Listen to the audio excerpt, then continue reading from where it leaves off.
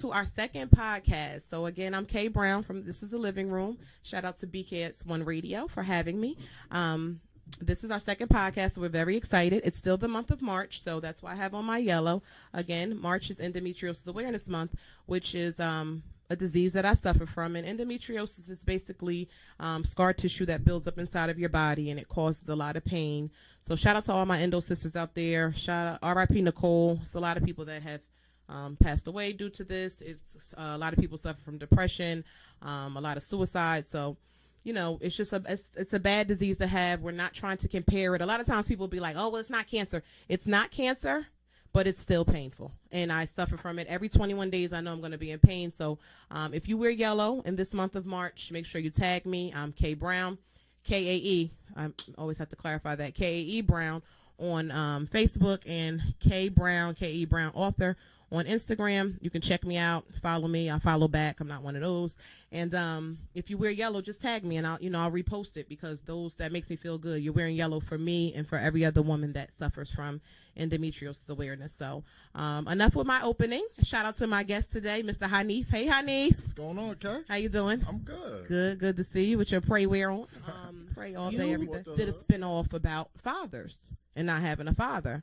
And a lot of my friends was like, wow, because I reposted. It was like, wow, like they never hear it from the aspect of a grown man, a son, but you're a grown man. You know what I mean? And you handle your business. So today's topic is about deadbeat fathers. So I see a lot of women probably like, yeah, girl, I'm not telling anything, because my father wasn't a deadbeat. Shout out to my father who raised me. I used to feel sorry for girls that don't have a dad. A lot of times they'll say they don't know what they're missing, right? They never had a dad, so they don't know what they're missing, but I know what they're missing. So when you have that bond with your father, my father was my best friend.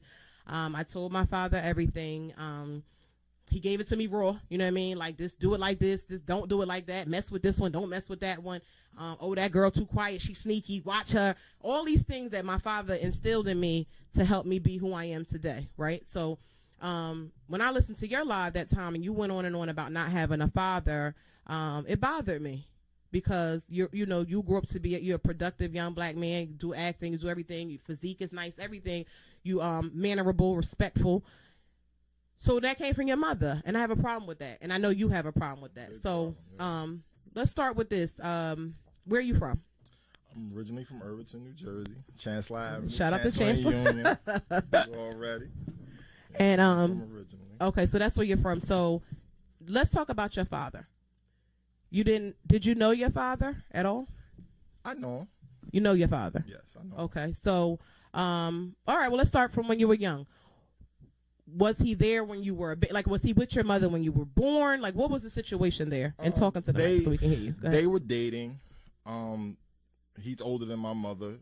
They were dating while she was in high school. By the time I want to say 3, he was in prison. Okay. In prison for 11 years. Came home when I was 14. And okay, let's go back then. Okay, not to cut you off. He was in prison for 11 years. Yeah. Did your mother or any of his family members take you to see your father? No, never saw him. Never saw him, right? Did he write you anything? He wrote my mother.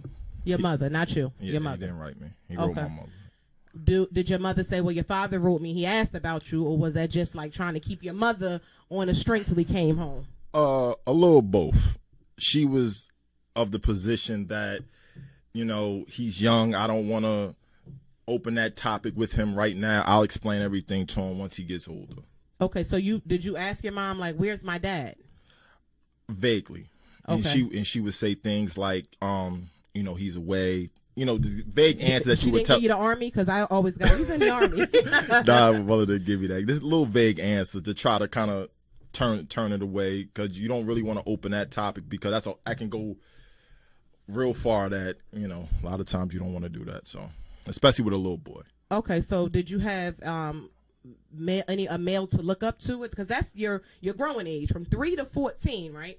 And 3 you're a little boy, whatever. But then like 10, 11, you becoming like a little man almost. You know what I mean? Who was your who did you have as a male? Unfortunately, that's a problem for me, because those years for me there was no real man around.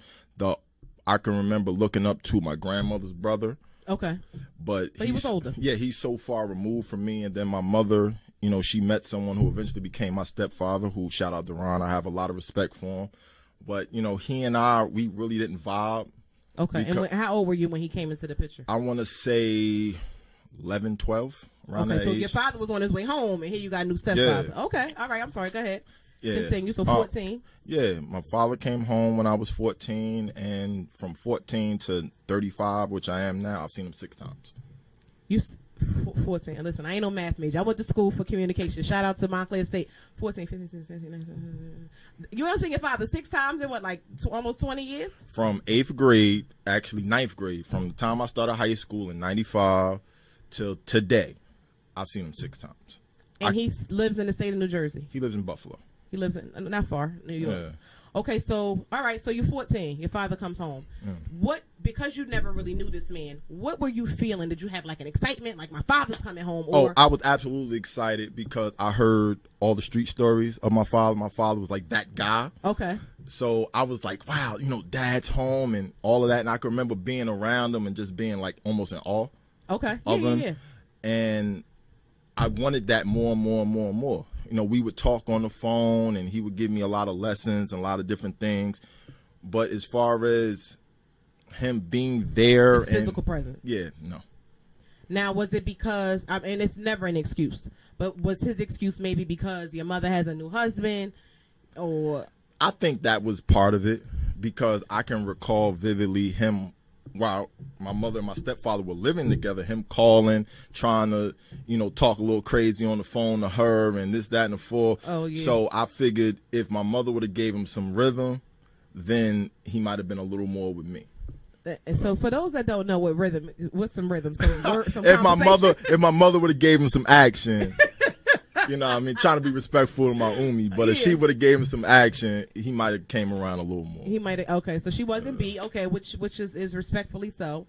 Because first of all, she didn't beat them doors down to that jail to see about him. So okay, all right. So you're 14. You see your father. You're in awe of him. He disappears out of your life again. Yeah. So you know. So you're about 3. You don't have memories, but he was around. Now, okay. So how do you? By this point now, there's a major transition.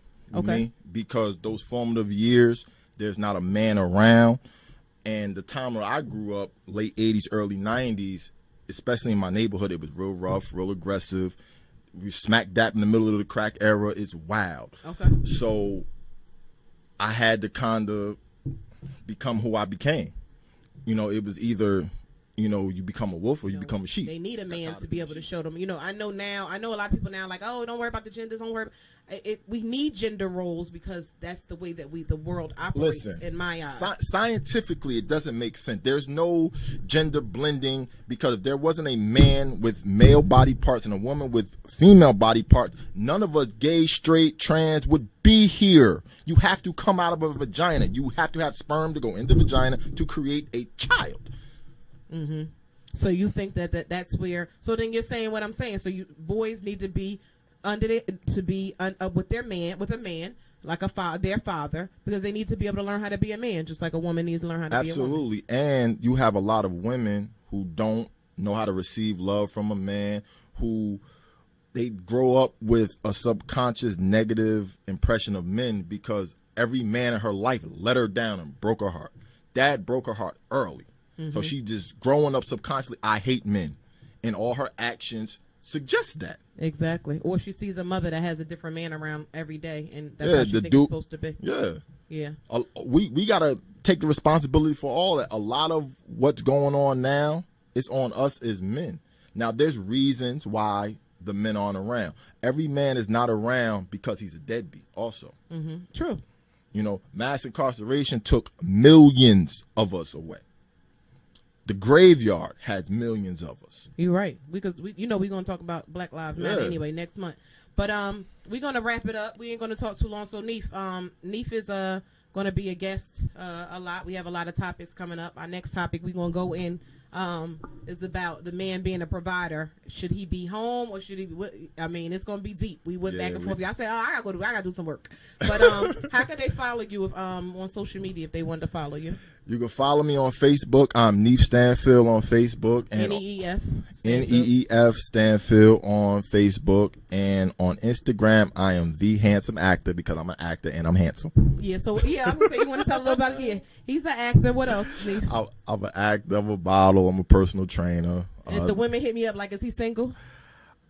We got to discuss that on air. Sorry. Okay, no, With that being said, so we'll have Neef back. We'll see you back in April for our next set of podcasts. We'll have just a real quick rundown. The way we do the living room is that I like to have I'm a female. I like to have a male perspective on every show and every topic. So we're gonna try to. So this way, it ain't a bunch of females bashing men. You know what I mean? A bunch of men up here bashing women. So we have an even balance. So we be able to have, you know, different conversations and vibe. Again, shout out to BKS1 Radio. I'm Kae Brown from the living room. You can find me at Kae Brown on KAE on Facebook and Kae Brown Author, because I'm an author, as I said, on Instagram to find out what we're doing. And save the date, May 11th. The Fearless One will be showing. I am the producer and writer of that movie, independent film. Shout out to all the independent filmmakers. It's a big movement coming around here, so we're just trying to get fancy. We're just trying to do what we got to do, not fancy. We're just trying to get paid, really, right? But to do things that we like doing, right? So with that being said, thank you guys for tuning in. We'll see you next time. Thank you. Bye.